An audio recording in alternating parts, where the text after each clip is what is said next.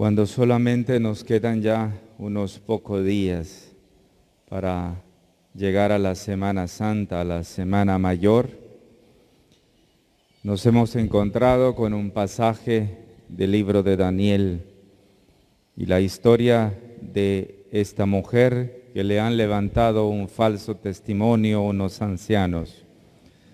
No vamos a detenernos en ella, en la primera mujer, porque en realidad también coincide mucho con el Evangelio y quiero centrarme en el Evangelio de hoy, en la actitud de Jesús, que es un caso bastante parecido.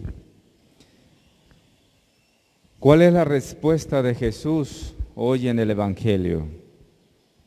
Jesús ha respondido ante esta mujer que han encontrado infraganti con un gesto y a la vez con una respuesta, una frase. El gesto de Jesús es silencioso. No hay palabras en primera instancia en el gesto. Es un gesto callado, pero es un gesto lleno de significado. Se inclinó, o más bien la traducción dice, inclinándose. Para mí, ese primer gesto de Jesús en el Evangelio es un gesto extraordinario de la misericordia de Dios por nosotros. Dios ama al ser humano, al hombre que ha creado. Dios lo ama desde lo más hondo de él mismo. Dios lo ama desde sus entrañas. Por eso no se fija en el pecado de esa mujer, que ese sí era pecado concreto. En el primer caso del libro de Daniel era un falso testimonio. La mujer era inocente y así lo ha declarado también Daniel. Pero en el Evangelio era un caso real de adulterio. Pero Jesús no ve esa condición de pecado. Jesús ha visto a la persona humillada. Y es que no hay posibilidad en el corazón de Dios cuando el hombre se arrepiente de que Dios no pueda perdonar, que Dios no pueda acogernos con su amor. Por eso el Salmo 50, 51 dice, un corazón contrito y humillado, tú no lo desprecias, Señor. Por eso Jesús se inclina ante la dignidad de la persona. Y en este caso, ante la dignidad de una persona que es mujer, que más aún en la misma situación incluso de haber cometido un pecado grave, era ya de por sí una mujer que era desvalorizada en su cultura también. Jesús se inclina ante esta mujer, ante esta persona. Y dice el texto, y se puso a escribir con el dedo en la tierra, dice el versículo 6b del Evangelio de hoy. También lo recuerda el versículo 8. ¿Qué símbolo podría ser esto para nosotros? Jesús le estaría recordando a sus adversarios que son infieles a Dios y merecen ser escritos en el polvo y extinguirlos. ¿Será eso? De cualquier forma, ellos pierden la paciencia y presionan a Jesús para que Jesús dé una respuesta. Entonces viene el segundo paso de Jesús. Primero se ha inclinado, que podría decirse que simbólicamente Jesús ha visto la dignidad de esa mujer, que más allá del pecado, está su condición de ser hija de Dios.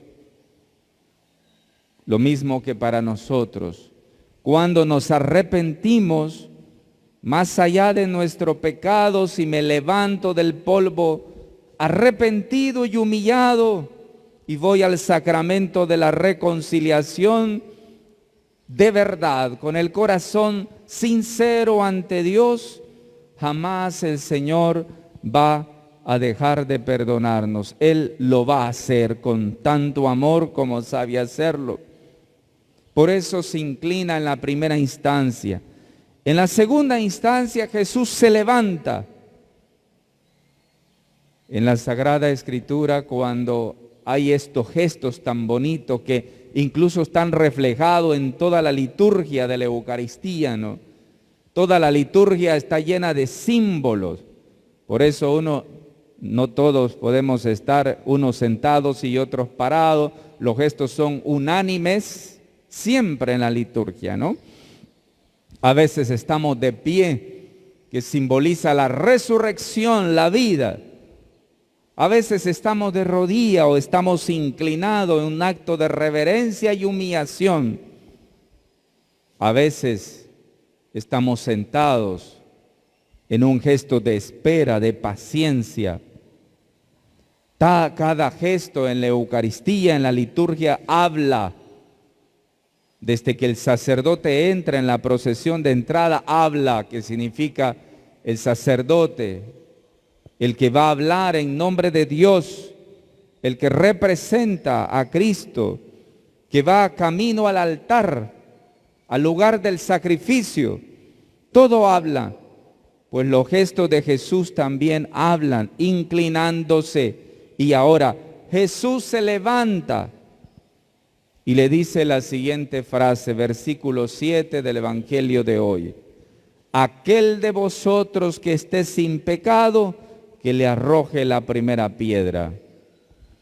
Los escribas y los fariseos quieren tratar a la mujer como un caso más bien fríamente, como si fuera más bien como un problema de aritmética. Jesús introduce, por lo tanto, aquí una nueva consideración. La situación de los acusadores ante Dios los lleva a ellos mismos a examinarse cómo nosotros queremos ser tratados. Jesús deja un nuevo espacio de reflexión. Así como quieren que nos traten a nosotros, tratemos a los demás. ¿Qué sucedió?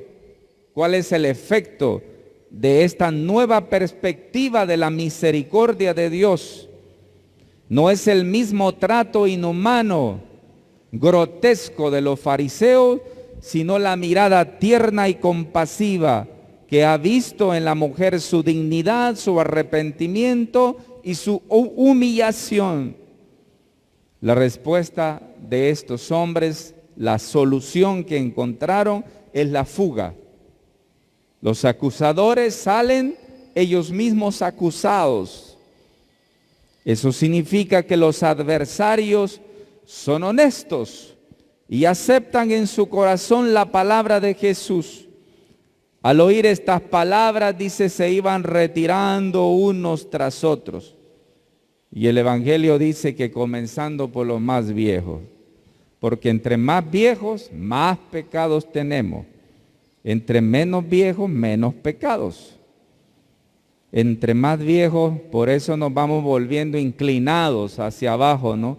Sobre todo cuando no nos arrepentimos de nuestros pecados, nos volvemos cuscos, como dice nuestra gente en el campo, ¿no?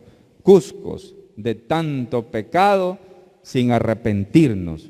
Solo el que se arrepiente camina recto.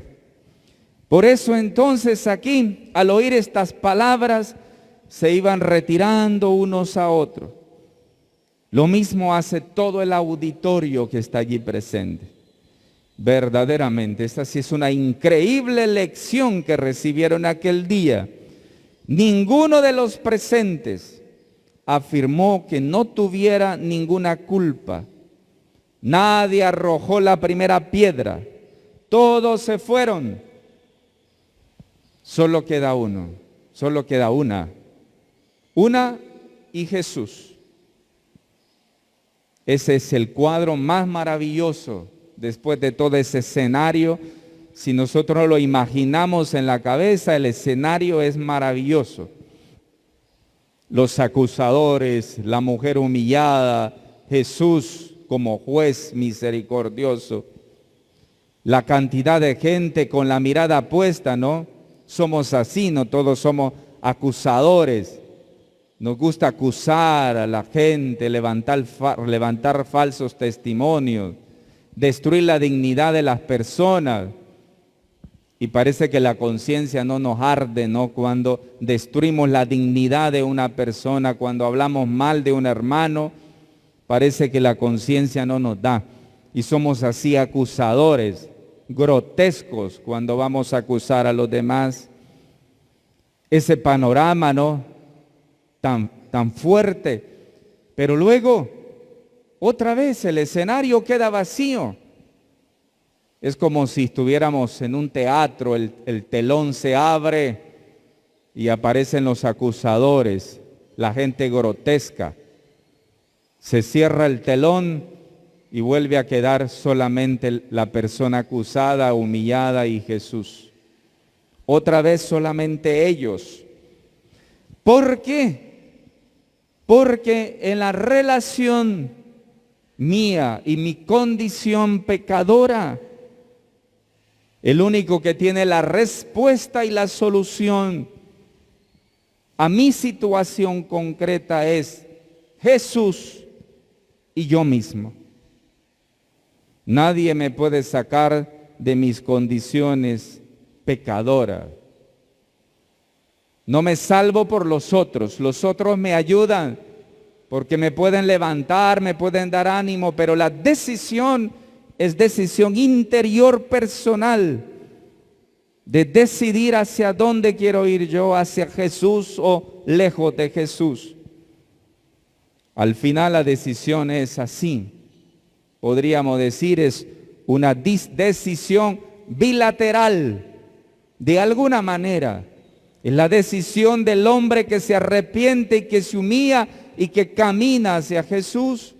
Y es la decisión de Dios, de que en su misericordia sabe perdonar, aunque es decisión completamente libre de Jesús. Y luego, el tercer escenario entonces de esta hermosa imagen del Evangelio de hoy, está el perdón mismo de Jesús. El versículo 10 y 11 nos habla de ese momento. Jesús se levanta, la perspectiva de la vida, de la resurrección, el estar de pie, como en la liturgia de la Eucaristía, es símbolo de resurrección. Jesús se levanta, se percata de que no queda sino la mujer y él. Hasta el momento Jesús se ha dedicado a los acusadores. Ahora ese es el escenario más bonito. Quedan solo los dos. Jesús anteriormente había visto a los acusadores, a ese grupo de gente que ve los pecados en los demás, pero no ve los pecados suyos, ¿no? Ahora ese panorama ha muerto, ha terminado, y Jesús empieza a ver a la mujer propiamente. En las dos afirmaciones Jesús plantea su propia posición. Tampoco Él la condena a la pena de muerte. Primer gesto. Y segundo, la despide, le dice, vete. Y la exhorta a comenzar una nueva vida. Porque le dijo, vete, no solo le dijo, vete y vuelve a pecar. Le dijo, vete y no vuelvas a pecar más. Porque no tenemos que abusar de la misericordia de Dios. Muchas veces tenemos pecados que nos gustan y una y otra vez estamos sobre el mismo pecado. Por eso en la dirección espiritual se dice que cuando se acompaña a una persona que no logra romper con un pecado, entonces hay que ser estricto en la decisión sobre esa persona. Eso significa que la misericordia también tiene un área fuerte. Y no podemos abusar de la misericordia. No, de todas maneras, yo voy al sacramento de la reconciliación y Dios me perdona. No se puede abusar de la misericordia de Dios. Yo tengo que enderezar mi vida. Si hay un pecado que yo no puedo soltarlo, debo de hacer algo. Por eso la iglesia en la liturgia, en los tiempos litúrgicos es sabia, es pedagoga. Por eso la cuaresma es el tiempo de romper con el pecado para levantarse a la vida. No me puedo quedar yo con eso siempre. Eso es lo que ha hecho Jesús. Te perdono, vete. Es el gesto de la acción. Pero no vuelvas a pecar más. En otras palabras, una absolución que le ha dado Jesús, pero también el encargo de una nueva vida. Cuando uno va al sacramento de la reconciliación, es para ser persona nueva. Uno no va al sacramento a aparentar delante del sacerdote. No va al sacramento para enderezar la vida. Si no la va a enderezar, mejor no haga ese gesto, porque debe de dar vergüenza hacer el gesto del sacramento, pero no tener intenciones de cambiar. Interesante entonces esta postura de Jesús. No le aprueba el pecado a la mujer, pero tampoco se lo relativiza, como si no hubiera pasado nada. Jesús le habló enérgicamente, pidiéndole que se abstenga del comportamiento que la apartó de la voluntad de Dios y que la expuso a la muerte. Eso es lo que se llama: no se puede abusar de la misericordia de Dios. Si yo peco y voy al sacramento, me debo de arrepentir y no volver a pecar, no volver a caer sobre ello. Y si vuelvo a caer sobre ello, claro, debo de volver al sacramento, pero tengo que encontrar un camino que me ayude a romper de raíz con el mal. En fin, mis hermanos y mis hermanas, la misericordia de Jesús le salvó la vida a esta mujer. Al ofrecerle el perdón de Dios que da fuerza interna para no volver a pecar,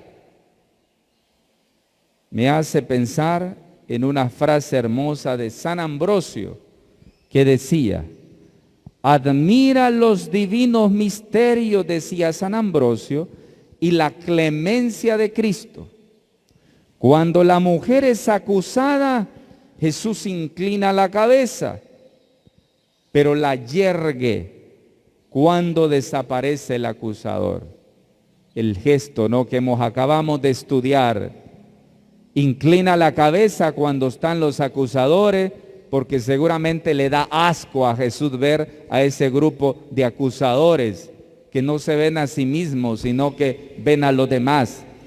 Pues agacha su cabeza para escribir, pero cuando desaparecen levanta la cabeza y ve de frente a la mujer humillada. Pero la yergue cuando desaparece el acusador. En efecto, dice San Ambrosio, él no quiere condenar a nadie, sino absolverlos a todos. Todos necesitamos de la misericordia de Dios. Todos los acusadores, como la mujer, experimentaron tal vez de alguna manera, los demás, incluso los acusadores, un acto misericordioso de Dios, porque los hizo entrar en sí mismo. Los acusadores comprendieron que quien acostumbra a levantar el dedo para señalar el pecado de los otros es una persona que también necesita de la misericordia de Dios y que por eso no debían actuar con presunción, sin misericordia por el prójimo. Por otra parte, la misericordia de Jesús le salvó la vida a esta mujer de dos formas. de la pena de muerte que le querían aplicar sus violentos acusadores, y también, segundo, de arruinarle el resto de la vida a esta mujer, al ofrecerle él el perdón que da fuerza interna para no volver a pecar. ¿Dónde se concretiza este evangelio? En el sacramento de la reconciliación. ¿Te has confesado? Estamos en la última semana de la Cuaresma, que finaliza a las vísperas del jueves del inicio del Tríodo Pascual. ¿Ya te confesaste? ¿Cómo vas a llegar a la Semana Santa sin confesarte y sin arrepentirte? ¿Vas a tener la cara en alto para estar en la liturgia de la Semana Santa sin confesarte? ¿No te va a decir nada la conciencia? No te puedes confesar porque estás viviendo en unión de hecho. Pues piensa en un camino. La parroquia acá te da un camino. Iniciación Cristiana de Adulto, ICA. Ahí están las puertas abiertas, que comienza en julio nuevamente, para que puedas llegar al sacramento del matrimonio. Este año hay más de 20 parejas camino al matrimonio. Entonces es posible. Los años anteriores, más de 50 parejas llegaron al matrimonio. ¿Es posible entonces? Sí, hay camino, la parroquia te abre el camino. Ahora tú abre el corazón. La gracia del Señor sea nuestra fuerza, que esta Eucaristía nos llene el corazón de la mirada tierna de Jesús y así nos arrepintamos. Así sea. Amén.